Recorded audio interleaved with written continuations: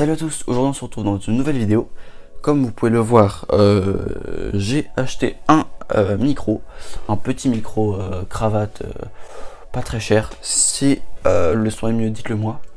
Peut-être que j'en ferai une vidéo, je sais pas. Bon, là comme je suis en t-shirt, hein, vous voyez le fil, hein, mais normalement il faut le mettre avec une chemise, c'est plus discret. Mais bon, comme ça passe, je pense que c'est pas mal. Donc, dans cette vidéo, je vais juste refaire une mise au point sur la souris MX Master 1 et 2. J'avais déjà précédemment fait une vidéo sur donc cette souris, mais là j'avais envie d'en reparler et de vous parler des caractéristiques de la nouvelle que je n'ai pas, mais je vais vous expliquer et vous montrer la différence entre celle-ci et la nouvelle. Et je vais aussi vous parler d'un clavier Logitech aussi qui s'associe extrêmement bien avec cette souris et qui est le duo pour moi parfait. Donc alors passons tout de suite au on va commencer déjà par la souris. Donc c'est la MX Master de chez Logitech. Donc c'est une très grosse souris, très jolie et très pratique. Hop, attendez, je vais vous la montrer comme ça. Voilà. Donc ok, j'ai déjà fait une vidéo dessus, mais je voulais revenir sur quelques points que j'avais pas forcément dit sur l'autre vidéo et elle était peut-être pas, enfin on va dire que j'étais peut-être pas assez renseigné. Là ça fait 2 ans que je l'utilise maintenant, 2 ans non, 1 an, et je peux vraiment vous dire un avis construit et vrai. C'est la Logitech MX Master 1. Et il y a une 2 qui est sortie il y a quelques semaines de ça. Je pense 1 mois ou 2. Je suis pas sûr, je sais pas en fait. Et donc en fait elle reprend exactement le même design mais avec d'autres couleurs. Donc je vous affiche tout ça à l'écran bien sûr. Donc en bleu, en blanc et en plus foncé que celle que j'ai maintenant je crois. Voilà. Donc elle est, la nouvelle en tout cas, est disponible à partir je crois de 78 € ou 70 € sur Amazon. Et celle-ci, alors je suis allé voir tout à l'heure, je ne l'ai pas trouvé celle-ci. Enfin il y a quelques semaines je l'avais vue à 40 € ou 30 € je crois. Donc vraiment pas cher. Je sais plus si elle est encore disponible, mais faudra voir. Donc cette souris est quasiment identique à la 2. Je vais d'abord vous présenter les fonctionnalités de celle-ci et je finirai par ce que la 2 a en plus. Et voilà, est-ce que vraiment la 2 est vraiment utile pour vous ou alors la 1 vous suffirait largement. Donc en fait, c'est une souris déjà Bluetooth. Comme vous pouvez le voir, il n'y a pas de fil. Cette souris se recharge en micro USB comme ça. Voilà, donc vous pouvez le mettre hop devant comme ça, et bien sûr vous pouvez l'utiliser tout en la chargeant. Ça c'est plutôt pas mal, contrairement aux souris Apple où vous êtes obligé de retourner la souris pour la brancher. C'est pour ça que j'ai pris celle-là en fait. Cette souris aussi donc dispose d'un capteur pour déplacer le curseur très puissant. Donc ça veut dire que vous pouvez en fait l'utiliser sur un peu quasiment toutes les surfaces avec une certaine largeur je crois.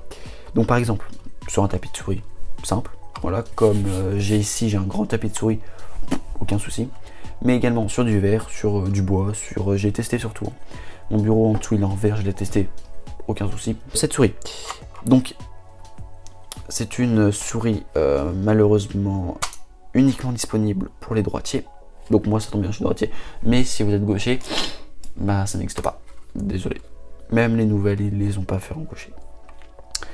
Donc elle comporte plusieurs boutons cette souris. Donc 2 ici, 1 ici, et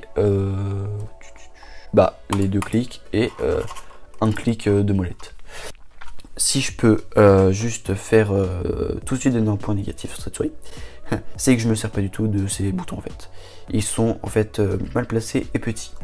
En fait, vous voyez, ils sont vraiment, lui il est surtout lui il est impossible.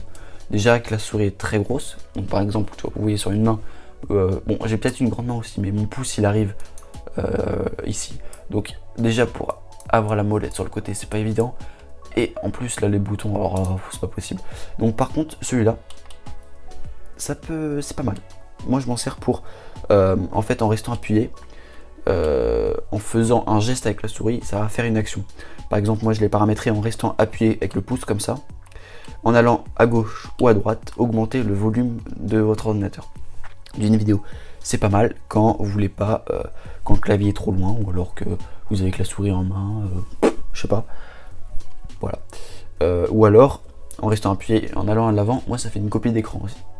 Plutôt que faire sur Mac, CTRL, Maj 4, et ensuite de sélectionner l'écran, là je fais ça, fit vers le haut, ça fait une copie d'écran de l'ensemble, et ça marche très bien. Donc la molette, c'est une molette latérale pour vous déplacer sur les côtés. Voilà, on peut dire ça sert à quoi? Par exemple, tout simplement, si moi je sais que j'utilise Photoshop, Illustrator ou InDesign, ou voilà des logiciels comme ça, ou même du montage, ça peut marcher. Cette molette va vous servir pour vous déplacer de gauche à droite, tout simplement. Et c'est plutôt pas mal quand, par exemple, vous zoomez, par exemple beaucoup, au lieu d'utiliser la barre espace pour vous déplacer, enfin, pour ceux qui connaissent, voilà, ça peut être moins précis quand vous êtes très zoomé, alors que là, ça va bouger légèrement, assez précis, sur les côtés. Donc c'est plutôt pas mal. Voilà. Et aussi également, si vous n'avez pas besoin de ça, sur le web, pour faire retour arrière ou retour avant, au lieu d'aller sur les flèches, hop, un petit coup de molette, retour arrière, un petit coup de molette vers la droite ou la gauche, hop, arrière, avant. Voilà, c'est pour accélérer un peu la navigation sur le web. Donc alors, la différence déjà que vous pouvez voir entre la 1 et la MX Master 2, ça va être ce bouton qui a disparu et qui ne sert absolument à rien. Il sert à rien le bouton. Voilà, donc vous avez le on-off ici. Donc là c'est en off parce que sinon l'ordi il va péter un câble. Parce que là je suis en train d'appuyer sur tous les boutons depuis tout à l'heure. Et 1, 2 et 3, ça signifie que vous pouvez la connecter à 1 ou 2 ou 3 appareils différents. Alors perso sur cette souris je ne m'en sers pas du tout. Parce que ce qu'il faut savoir c'est que pour la faire marcher il faut un petit truc USB. Donc c'est ça, ce petit truc USB que je vous parlais. Donc dernier point, la molette. Donc c'est une molette, hop, je vais l'allumer sinon ça va pas marcher. C'est une molette classique avec cranté. Vous voyez, on sent qu'il y a comme des petits crans. C'est plutôt agréable en tout cas. Voilà, vous voyez, vous avez la souris, machin. Enfin, c'est une molette de souris quoi. Donc bien sûr, c'est cliquable. Voilà, c'est un bouton aussi. Voilà, et elle a une particularité, c'est que, imaginez, vous avez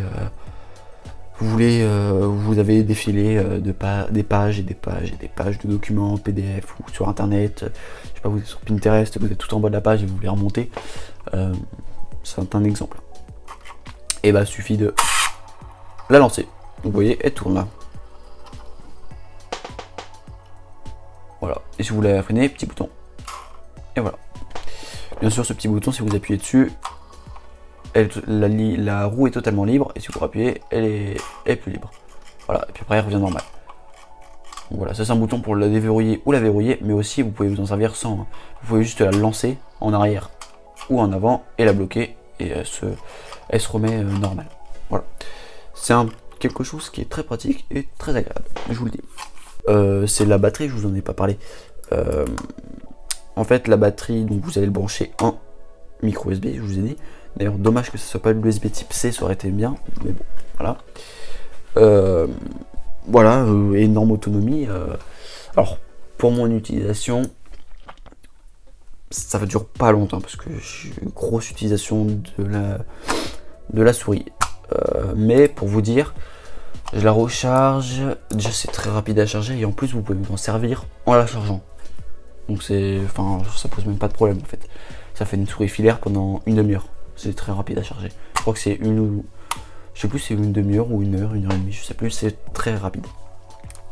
Et donc moi en utilisation intensive, donc ça veut dire vraiment de 8h à 18h non-stop quasiment. cette souris me tient environ du lundi au dimanche ou mardi d'après, donc un peu plus d'une semaine. On peut dire que c'est pas beaucoup, mais quand j'avais avant une utilisation de 2 heures par jour, 3 heures par jour, bah là ça vous tient un mois entier, hein, je vous le dis tout de suite, tranquille. Mais si vous l'utilisez vraiment intensif, ça tient bien quand même, hein. Pour une souris Bluetooth en tout cas, c'est plutôt pas mal. Voilà. Après, comme je l'ai depuis longtemps, peut-être la batterie c'est peut-être un peu dégradée, je pense, peut-être, c'est possible. Donc c'est peut-être un peu faussé. En tout cas, faites-moi confiance, l'autonomie est très bonne et vous avez également un petit voyant sur le côté pour vous indiquer le pourcentage de batterie. Voilà, tout simplement. Et donc, je vais juste venir vite fait aux différences, en tout cas avec la MX Master 2. Déjà, en design, c'est les couleurs, c'est tout. La forme est la même. Donc en bleu, je vous ai montré les photos tout à l'heure, bleu, blanc et en plus foncé. Donc le métal est plus foncé, je crois. Et voilà. Bien sûr, comme je vous l'ai déjà dit, le bouton connecté a disparu. Ce qui n'est pas plus mal en fait. C'est un bouton en moins, c'est déjà ça. Donc je vous le disais, la MX Master 2 va avoir une grosse nouveauté en fait qui sert pas à tout le monde, mais qui peut servir à quelques personnes.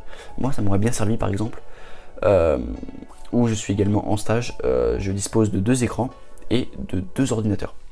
Donc j'ai mon Mac personnel que j'emmène et que je branche un écran, et l'entreprise dispose d'un PC qui est du coup connecté à l'autre écran, c'est logique. Et bah je pense que vous voyez venir le truc, c'est pas mal de... Et ben en fait, elle peut se connecter cette souris, enfin pas celle-là, mais du coup la 2 à donc mon Mac et également au PC.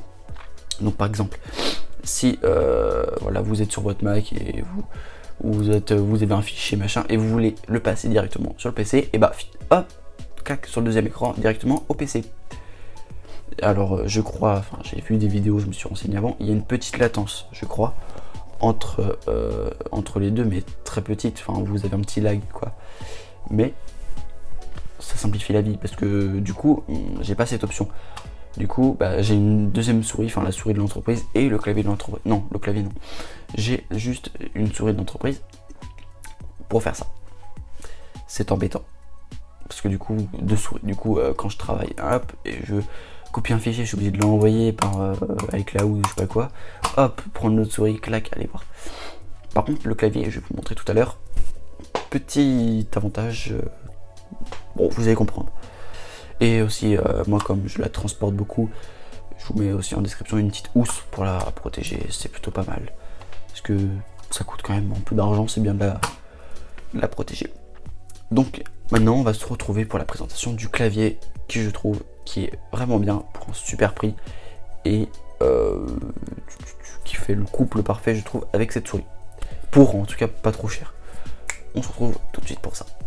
Donc le clavier, hop, le voici, c'est le clavier de chez Logitech, bravo, vous avez deviné. Attendez, avant de vous le déballer, on va déjà analyser ce packaging que je trouve vraiment très joli. Logitech, ils sont vraiment très forts pour ça. Donc, c'est un clavier qui présente déjà plusieurs particularités. Déjà, moi, je vous l'avoue, je l'ai choisi pour son design. J'aime bien le style un peu machine à écrire, vous voyez, j'en ai une là. D'ailleurs, vous l'avez peut-être vu dans une de mes vidéos sur l'imprimante, je crois qu'elle y apparaît. Bon, bref, on s'en fiche. En gros, je trouve que ça me faisait penser à une machine à écrire, avec les touches un peu rectangulaires, mais arrondies. Et puis surtout avec en fait cette petite encoche jaune qui va vous permettre de mettre un téléphone ou un iPad qui peut symboliser une feuille en fait dans une... Bon, je pars peut-être un peu loin, j'avoue, mais bon, j'aime bien le design en gros, c'est pour vous dire. Puis le mélange du noir avec le jaune, je trouve ça vraiment très joli. Donc voilà, déjà le design, j'adore. Donc déjà un point qui peut bloquer beaucoup de monde, c'est le pavé numérique, donc il n'y en a pas.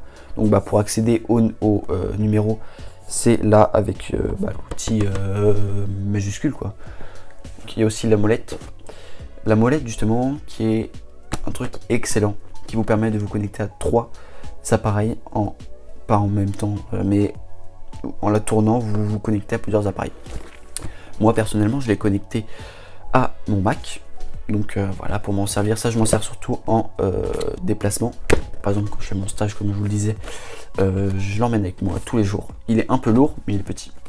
Voilà, et puis chez moi, j'utilise le clavier de chez Apple. Merde, il est branché. Bon, je vous le montre là, comme ça, vous le voyez.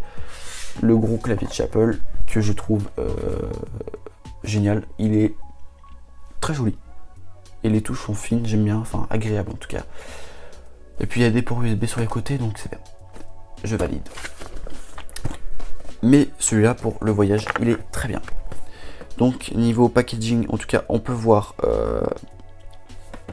on peut se connecter à 3 écrans différents, comme je vous le disais. Voilà, très bonne autonomie. Et puis aussi, ce clavier va s'adapter en fonction de votre ordinateur, de votre type d'ordinateur. Si vous êtes sur PC, bah vous aurez les commandes du PC. Si vous êtes sur Mac, vous aurez les commandes du Mac. Je m'explique. Sur PC, pour faire par exemple copier-coller, raccourci clavier, ça va être CTRL-C, CTRL-V. Voilà, donc là vous allez retrouver, si vous branchez sur PC, vous allez utiliser CTRL-C, CTRL-V. Voilà, logique. Et quand vous branchez sur Mac, et ben ce raccourci n'est pas le même. Ça va être pomme C ou pomme V ou commande C, commande V. Et ben là, vous allez utiliser, vous voyez, en fait sur le clavier, vous allez avoir c'est ici, Alt et un trait avec marqué commande pomme. Enfin, c'est la pomme Brigitte. Voilà, tout simplement. Donc ce qui est pas mal pour les utilisateurs de Mac, je vous le conseille. Voilà, donc on va le déballer parce que faut que je vous le montre un jour quand même. Hop, le voici. Donc dans la boîte, il n'y a pas de câble de rechargement parce que ça marche à pile. Je vais vous montrer ça ensuite. Il y a juste dans la boîte cet autocollant qui était collé sur le clavier comme ça. Bon là je le fais à l'arrache parce que j'avoue que j'ai la flemme de le remettre. Je vais pas vous refaire j'arrive plus à parler moi. Je vais plus. Bon bref, vous avez compris. Donc dans la boîte, il y a, en fait il y avait rien parce qu'il n'y a pas de câble. C'est par pile, mais ça je vous le remontre après. Il y avait juste ce petit ce petit autocollant qui était collé là, genre comme ça. Bon, un peu mieux que ça, avec les explications. Voilà, mais je vais pas le recoller parce que j'avoue que j'ai un peu la flemme. Voilà, et sinon, bah, il y avait, je crois, rien d'autre. Peut-être une notice. Si, il y avait une notice, je crois. Je pense, mais je sais plus. Ça fait donc une semaine que je le teste et j'en suis extrêmement ravi. Donc, comme je vous le disais, je trouve que ça ressemble à une machine à écrire, en tout cas les touches. Je trouve ça joli. Voilà, donc la petite encoche ici qui va vous permettre de mettre un téléphone. Il faut juste que j'en trouve un parce que je filme avec le mien. Il faut que j'en trouve un de secours. Hop, ça fera l'affaire. Bon, iPod, un vieux truc là, un vieil iPod, hop, tac. Ou comme ça, comme vous voulez. Voilà, c'est plutôt pas mal. Ça tient bien, c'est du caoutchouc en fait, donc ça va être antidérapant. Non, ça va pas être antidérapant, mais ça va être, ça va pas endommager votre téléphone. L'encoche est plutôt large, donc je pense, donc moi je l'utilise avec un iPad, avec mon téléphone pour faire des messages, c'est plutôt pratique. Et avec mon Mac, non pas là quoi, je l'utilise pas avec mon Mac, non, ça va être compliqué, ça va pas rentrer. Mais je pense que ça marche avec une tablette de type Samsung ou de type, je ne connais pas d'autres marques de tablettes, mais ça doit marcher. L'encoche et elle est large. Bon, pour ceux qui sont encore là, bravo parce que c'est long. Donc je vous le disais, la petite molette, clac clac. Donc 3 crans. Premier, moi je l'ai appairé à mon Mac, très rapide. Et petite précision, il n'y a pas de, comme la MX Master, de ça. Est-ce que ça se connecte sans? Très très bon pour moi, je vous le dis. Parce que du coup, hop, Mac, hop, 2 iPhone qui est là, vous là, voilà, et 3 iPad. Voilà, comme ça, moi personnellement sur mon iPad, j'ai mis genre vous pouvez mettre iMovie ou d'autres logiciels de montage. Et bah avec ça, je vous le dis, ça marche plutôt pas mal. Ça vous fait en fait un petit ordinateur où c'est bien, puis c'est rapide en fait, ça se connecte rapide. Vous avez juste à tourner la molette en fait finalement. Donc un point que j'ai pas dit, je m'égare là, ça c'est. Attends. Donc je vous le disais. Hop. Bon là ça va en tous les sens, hein. Je vous parle de ça, puis de ça, sans transition. Bon désolé. Mais là j'avoue qu'il y a beaucoup de trucs à présenter, la vidéo va durer très longtemps. Donc deux piles qui sont fournies avec, attention, bonne précision, fournies avec, c'est des AAA, voilà, des AAA, 1,5 volts, c'est ça. Bon bah c'est des basiques en fait. Voilà, il y en a deux qui sont fournis avec. Vraiment, je le répète parce que c'est très rare et c'est cool. Voilà. Donc après, vous avez juste une petite languette pour la remettre. Si j'y arrive, bien sûr. Voilà, c'est bon. Et un bouton on-off ici. Alors, je sais pas la luminosité. Là, il fait nuit, donc j'avoue que je sais pas trop. Mais là, on-off. Hop. Donc voilà. Donc là je vais donner que des avantages à ce clavier qui est top, mais je vais donner deux points négatifs. Donc le premier qui est négatif et positif. Je m'explique. Son poids, il est lourd, il est même plutôt lourd. Si je le compare au gros clavier d'Apple, il est un peu moins lourd quand même, mais il est lourd. Ne vous attendez pas, ça c'est du plastique, hein. C'est du plastique, mais du plastique de bonne qualité, hein. J'avoue qu'il est plutôt pas mal. Mais voilà quoi, c'est lourd. Mais voilà, l'avantage, c'est que moi j'aime bien avoir un clavier plutôt lourd quand c'est posé, comme ça bouge pas, ça glisse pas. Parce que déjà il y a des antidérapants qui marchent super bien, et du coup ça glisse pas et c'est fixe quoi, c'est un bon clavier. Par contre, quand tu le transportes, ça pèse son poids. Surtout quand tu as l'ordinateur avec.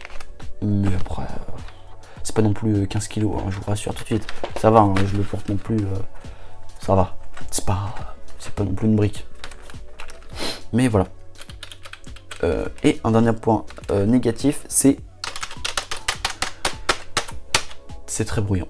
Voilà, quand tu travailles en open space, comme je suis actuellement, quand tu tapes pendant 15 minutes un texte, vous avez compris.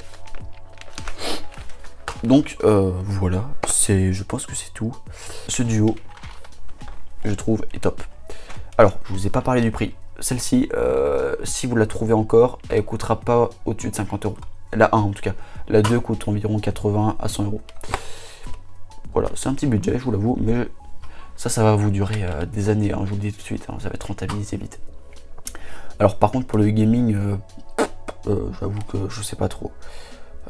Moi je joue pas du tout aux jeux vidéo, donc je pense que pour le gaming ça peut passer. Après faut pas, enfin il y a deux boutons quoi, 3, mais il y en a un, je suis pas sûr qu'il soit paramétrable, celui-là. Je suis pas sûr que vous puissiez l'assimiler avec une commande de jeu. Et puis les deux boutons sont difficilement accessibles, surtout le petit là, sur le côté.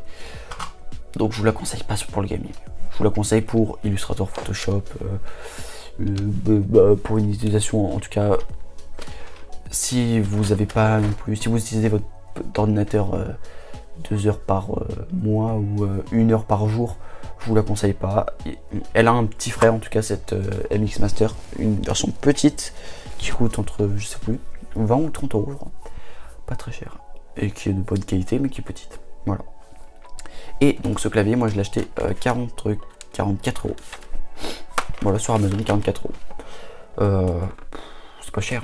C'est pas cher. En fait, au début, je voulais un clavier Logitech Bluetooth aussi, avec une encoche, mais avec un pavé numérique. Mais celle que je voulais, en fait, il y en avait deux que je voulais. Le premier, il coûtait 70 € et le deuxième, il coûtait 180 €. Voilà quoi, je sais pas quoi dire. Vous avez compris pourquoi j'ai pris celui-là. Il est 2 fois moins cher et il est trop bien, je trouve. Ouais, franchement, il est bien. Je vous le conseille vraiment. Donc voilà, dites-moi en commentaire si ce micro c'est bien ou pas. si vous voyez une différence. Donc n'hésitez pas à lâcher un pouce bleu, je vous le dis jamais, mais ça fait plaisir, parce que voilà, on est en ce moment où je suis à 58 abonnés. C'est plutôt cool, ça avance tranquillement. De toute façon, je fais pas, en vrai, je vous avoue que je fais pas ça trop pour les abonnés ou pour quoi que ce soit, mais j'avoue que ça me fait bien kiffer. Sur ce, à plus, ciao.